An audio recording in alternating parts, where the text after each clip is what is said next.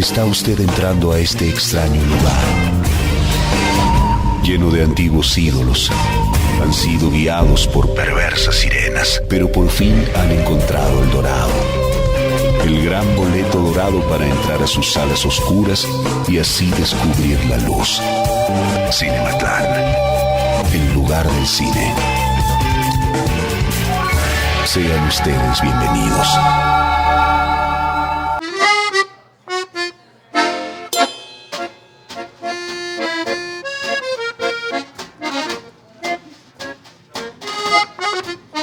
Bueno, amigos, y regresamos a esta segunda parte con nuestro querido amigo, compañero Rafa Viña. Pues entremos de lleno un poco al libro. ¿Por qué consideraste, bueno, aparte de todo esto que hablamos, por qué consideraste escribir un libro sobre Ismael? Bueno, para empezar, de hecho, no existía ningún libro sobre Ismael, más que, bueno, por un lado, los cuadernos de la Cineteca, que fueron un trabajo notable, extraordinario, coordinado por la doctora Eugenia Meyer. Y había uno de los personajes, digamos, de estos libros, era Ismael Rodríguez. Existe por ahí una entrevista muy padre también que le hizo el doctor Alejandro Pelayo a Ismael en los que hicieron nuestro cine. Y está este libro de memorias que publicó, bueno, y la entrevista que se publicó, que le hizo Gustavo García, que en paz descanse. Y que, bueno, Gustavo siempre quiso hacer un libro sobre Ismael. Yo platiqué con él muchas veces, pero finalmente pues el tiempo nunca le dio.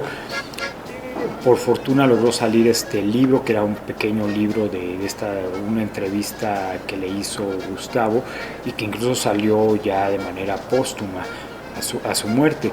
Entonces, pues la verdad es que era un director que a mí me fascinaba, y que, pues, viendo justamente esta ausencia de un trabajo más grande, pues fue que lo propuse a la Cineteca Nacional, y que fue, pues, muy bien recibido, con mucho agrado por Alejandro Pelayo, y que la idea era no solamente hablar de todas sus películas o hablar una suerte de biografía cinematográfica de Ismael, sino de una especie de historia cotidiana o no oficial, o esta historia popular del México que le tocó vivir a Ismael desde el punto de vista social, cultural, político, y que son las cosas que a mí siempre me han interesado contar, ¿no? Como ese detrás de cámaras, ¿no?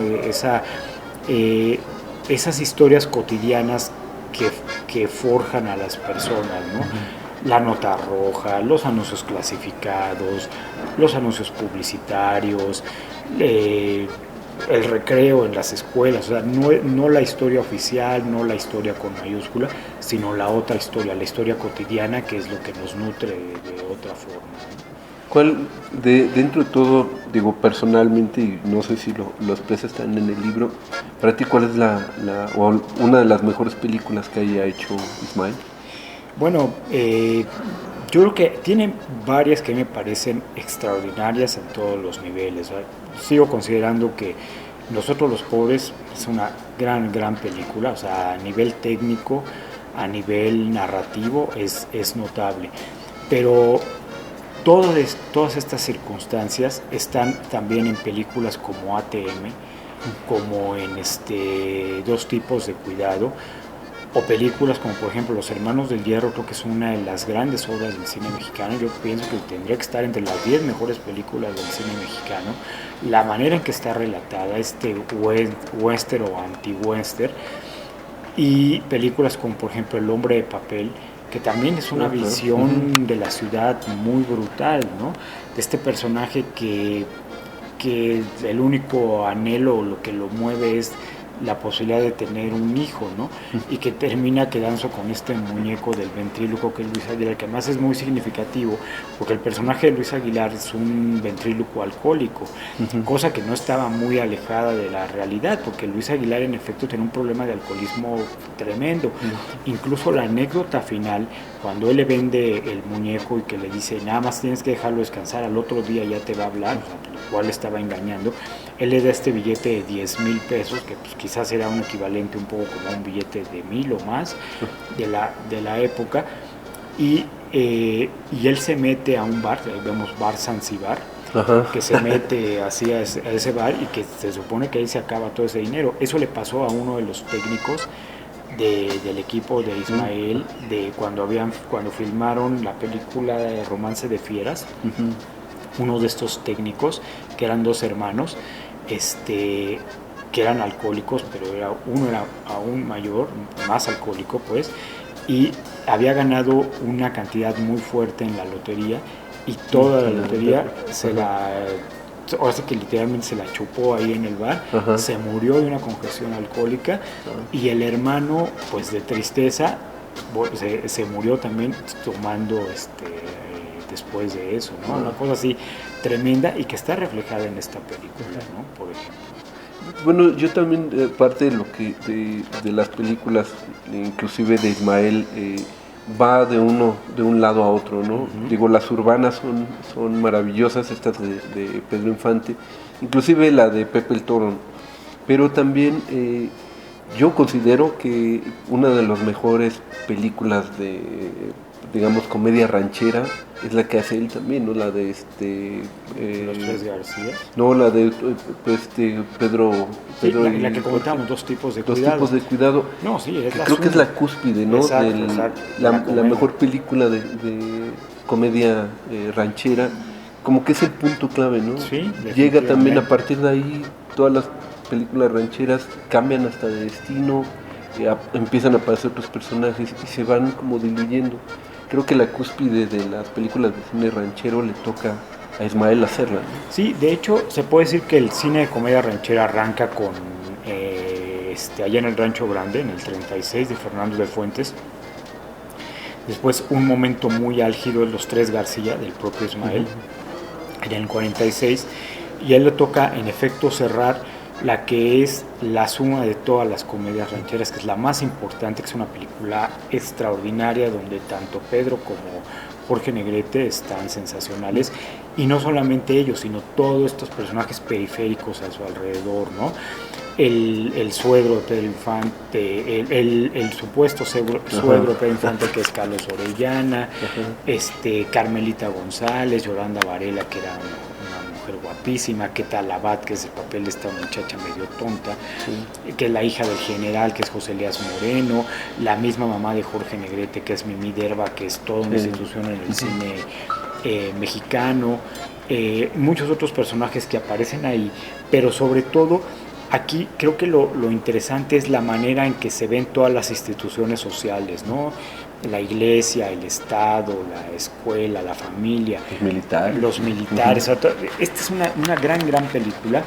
Las coplas estas de retache, que son sensacionales, de Jorge el Bueno y Pedro el Malo, y que es una película que a la fecha sigue siendo un gran clásico, ¿no? Además coescrita con Carlos Orellana, que es el que hace justamente el papá de Carmelita González, con quien coescribió muchas películas. Y sí, o sea, además a Ismael Rodríguez, todas estas locuras creativas se les debe, por ejemplo, él fue el primero que hizo tráilers cinematográficos para promocionar sus películas. Es el primero que hace un detrás de cámaras, cuando eso pasaron 50 años para que se hicieran, y él hizo uno con Los Tres Huastecos. Él también fue el inventor de las secuelas, de las sagas. La Oveja Negra tiene 2, Los Tres García tiene 2, Nosotros los Pobres tiene 3, o sea, ATM también tiene 2, o sea, algo que no existía en el cine en general, y él lo inventó. Entonces sí, en realidad Ismael fue un genio creativo y muy loco, pero muy creativo, ¿no? Tiene, aparte, Ismael, lo que me encanta es que también, siendo muy popular, también se hizo películas, por ejemplo, a la de Dani Mastrujano, ¿no? Que es una película que no es tan popular, pero que tiene una estructura inclusive muy distinta a todas las otras películas que había hecho, ¿no? Tiene un tinte muy de Ismael, pero creo que rompe casi completamente con el cine que estaba acostumbrado a hacer, ¿no? De lo popular a este tipo de películas, sientes que hay este cambio, o es una película que de repente sale como en el camino Bueno, no, yo creo que ahí lo que pasa también es que en efecto Ismael tenía el éxito, digamos, que había pasado fuera de México, porque en México fue un fracaso, pero fuera de fue una película exitosa, Los Hermanos del Hierro. El caso de El Hombre de Papel, que fue una película que fue incluso nominada al Oscar, él tenía como, o se le metió la idea de internacionalizar el cine. Entonces por eso pensó en este actor que era pues, el gran personaje de las películas de Akira Kurosawa, Toshiro Mifune. O sea, tiene esta idea demencial, que no es otra cosa más que eso, de ir hasta Japón a proponer el papel de un indio zapoteca, y más demencial que Toshiro Mifune haya aceptado, ¿no? Y sí, en efecto, originalmente, fíjate, es algo muy curioso, originalmente Ismael se había acercado con Juan Rulfo para hacer una película de ambiente rural, que él quería hacer algo como muy fuerte, como más importante. Rulfo le sugirió este libro de este hombre, se apellida Barriga, que era La Mayordomía, que después se convirtió en Anímas Trujano, el hombre importante. Entonces hace esta película que en efecto rompe, porque no es muy común en su obra, porque habla de la explotación de los indígenas, muy al estilo de las historias de Betraven, por ejemplo, ¿no? Es una como muy parecida a ese tipo de historias, pero sobre todo esta mentalidad del mexicano, o sea, siempre como con el trauma, agachón, medio cobarde, pero que sabe que es como su momento, es justamente tener la mayordomía, a pesar de que se quede empobrecido, y que era como una visión muy del mexicano, ¿no? Un poco lo que había hecho, lo que describió Octavio Paz en El laberinto de la soledad, ¿no? Entonces eso creo que es muy interesante también en ese sentido, y que contó con un gran equipo de actores, para empezar con Columba Domínguez, que es una mujer muy bella y muy buena actriz, y está por ahí también Tony Aguilar, Flor Silvestre, están incluso los hijos de sus sobrinos, ¿no? Pepito Romay y esta Titina Romay. Y dentro también, digo, ya también para sacar un poco de conclusiones en el libro, ¿cuál crees que es como de las películas que terminan con, no puedo llamar que en declive, pero como de las últimas que crees que Ismael llegó como a decir hasta aquí, ya, esta es como mi última película? Mira, yo creo que las últimas grandes películas de Ismael fueron justamente al inicio de los 60, o sea, Los Hermanos del Hierro, Anímas Trujano, El Hombre de Papel. Después de ahí sí viene como un declive muy fuerte ya en la carrera, hace cosas horribles como esas de Logro y Trampa para una niña, con Tintán, que Tintán también está muy patético ahí, las películas son malísimas. Esta otra de Autopsia de un fantasma, que es una cosa pésima, o sea, igual muy patética la película. Sin embargo, todavía creo que tiene dos muy buenas películas que en su momento, bueno, fueron vistas muy mal, o sea, fueron, ay, qué porquerías o qué cosas tan malas. Una de ellas sería Faltas a la Moral, que es una película protagonizada por Alberto Vázquez y por Ana Martín, que en ese momento Ana Martín, bueno, una chica bellísima, muchos actores, digamos, jóvenes, una nueva generación de actores, ¿no? Javier Roán, por ejemplo, que estaba ahí, Juan Valentín, etcétera, y Ratero de 1978, protagonizada por el Flaco Guzmán. Son dos películas infravaloradas, vistas como películas del montón, pero por ejemplo, Faltas a la Moral puede ser vista como una reactualización de nosotros los pobres, pero ya en un contexto ya muy amargo, digamos en el periodo ya del echeverrismo. Ya no tan festivo. Ya no tan festivo, de hecho bastante terrible, bastante violenta. Toda esta cuestión del machismo muy acendrado. En el caso de Ratero coincidía, esa película sale justamente el mismo año que aparece Cadena Perpetua, y las dos películas, bueno, Cadena Perpetua es una película que muy valorada y que es una película, bueno, muy buena. Yo creo que es de lo mejor que ha hecho Ripstein. Tiene detrás el guión, bueno, no el guión es de Vicente Leñero, que es uno de los grandes guionistas de nuestro país, pero la novela es de Luis Espota, que fue el que escribió El hombre de papel. Pero las dos películas apuntan al mismo tema, que es este criminal, delincuente, raterillo, que es chantajeado por la policía, por la sociedad, y la sociedad lo victimiza, ¿no? Claro, la película de Ripstein pues es la película que aparece como una gran obra, y la de Ismael pues una porquería, pero no, o sea, en realidad las dos películas son igual de buenas quizá. O sea, hay una notable diferencia en presupuesto y en cuanto a un equipo creativo, pero al final de cuentas la película apunta hacia los mismos temas, que era esta impunidad y corrupción policial del López Portillismo, o sea, ya en plena época de Durazo, que ahora una película, por ejemplo, como La Cuarta Compañía, muy actual, que se estrenó el año pasado, en donde vemos esa corrupción, esa violencia y esa impunidad, ¿no?, que tenía negro Durazo para actuar, y que ahí lo vemos, pero hechas en el momento en que estaba sucediendo las cosas, ¿no? Entonces eso creo que es bastante importante. Yo creo que esas dos son las últimas dos películas buenas e importantes de Ismael, poco valoradas, pero sin duda yo creo que su mejor obra acaba en los 60. Y bueno, pues yo creo que nos podemos tardar mucho tiempo hablando contigo, la relación con Pedro Infante, y la gran película pues, que lo lleva también a ganar el Oso de Berlín a Pedro Infante, la de Tizoc. Entonces creo que nos faltaría mucho tiempo para hablar con Rafa. Y bueno, nada más digo, para terminar, supongo que el libro también tiene gran parte de esa historia. Dinos también dónde pueden conseguir el libro. Se acaba de estrenar, hace unos días se estrenó, bueno, más que se estrenó, veniste a presentar aquí a la Cineteca Nacional el libro. ¿Dónde se puede conseguir y cómo recomiendas el libro para la gente? Bueno, en este momento el libro solamente se consigue en la Cineteca Nacional. Pues falta que se destraben todas estas cosas que no sé para cuándo vaya a suceder, todas estas cuestiones burocráticas de saber qué va a pasar con Educal, si se va a fusionar con el Fondo de Cultura Económica, no sabemos todavía qué vaya a pasar, pero ahorita solamente se consigue en la Cineteca Nacional. Esperemos que muy pronto esté en Educal o en el Fondo y en las demás librerías, como le pasó con Mex Noir, que se podía conseguir ya en estas librerías.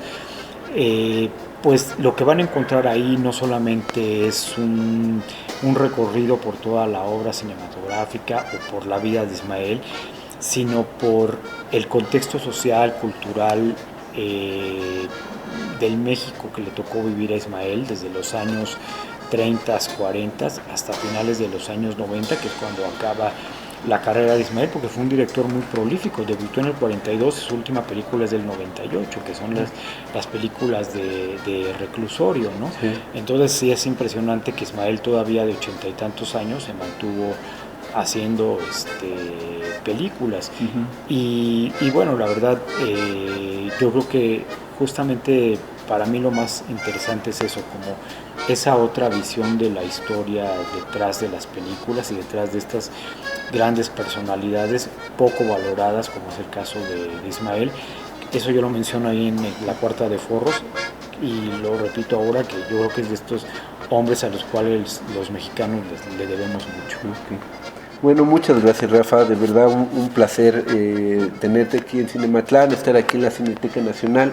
Agradecemos mucho a Rafa por este tiempo que nos has dado. Bueno, el libro, como ya saben, lo pueden conseguir en la Cineteca Nacional. Agradecemos a toda la gente que nos sigue, a Elizabeth Bobadilla, que estuvo con nosotros, a Penny Lane, que es nuestra directora que lleva todo lo de redes sociales, a los amigos de la Cineteca Nacional, y sobre todo, pues bueno, un gran cariño y respeto que tenemos con Rafa. Muchísimas gracias. Gracias, al contrario. Bueno, les agradezco mucho a ustedes y a Cinematlán. Y esperemos que no sea la última vez que hablemos también de otros directores y de otros actores. Así que, Rafa, muchas gracias. Y amigos, esta es la parte final, y este es lo que tenemos con Rafa Viña, este libro llamado Un cineasta llamado Ismael Rodríguez, que lo pueden conseguir aquí en la Cineteca Nacional. Gracias, amigos, y nos vemos pronto. Adiós. hemos recorrido este mágico lugar.